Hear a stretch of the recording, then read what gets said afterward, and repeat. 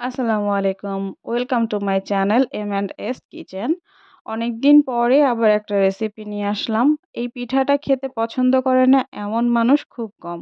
আমার কাছে তো এই ভাপা পিঠাটা অনেক বেশি মজা লাগে। তো আজকে সেই রেসিপিটা। প্রথমেই আমি চাউলের গুঁড়া নিয়েছি। আমি এখানে সিদ্ধ চাউলের গুঁড়া নিয়েছি এবং সাথে কিছু লবণ দিয়ে মিক্স করে তারপরে পানি দিয়ে মাখিয়ে নিচ্ছি।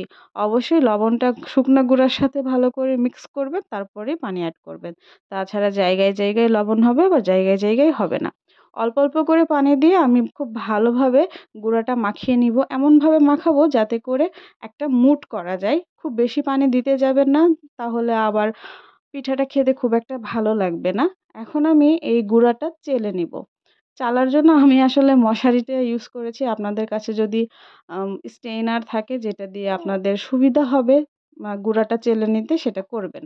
গুঁড়াটা চেলে নেওয়ার কারণ এতে করে পিঠাটা অনেক ভালো হয়।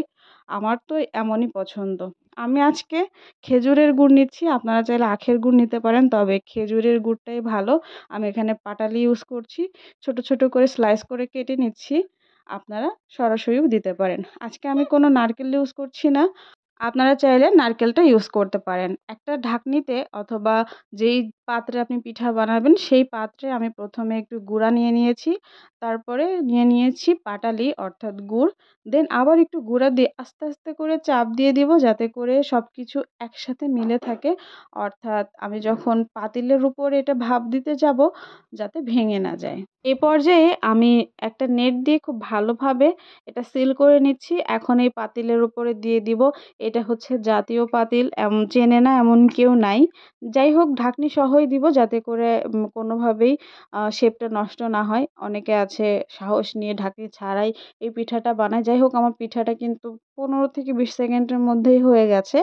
আপনারা চাইলে কিন্তু নেটে ইউজ না করে সুতি কাপড়ও ইউজ করতে পারেন। আমি একই নিয়ম ফলো করে সবগুলো পিঠা বানিয়ে নিয়েছি। মোটামুটি দেখতে অনেক সুন্দর লাগছে। আর গার্নিশিং এর জন্য আমি আবার কিছুটা গুড় উপর থেকে ছড়িয়ে নিয়েছি। আমার আবার খেতে ভালো লাগে।